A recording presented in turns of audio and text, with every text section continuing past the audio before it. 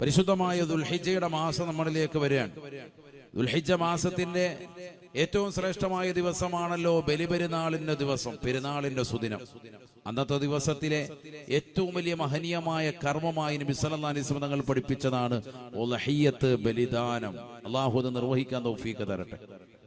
വലിയ ശ്രേഷ്ഠമായ അമലാണ്.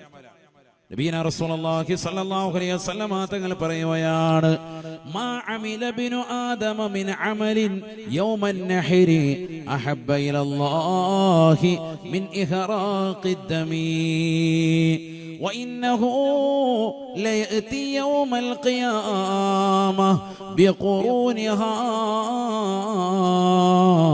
وأظلافها وشعارها وإن الدم ليقع من الله بمكان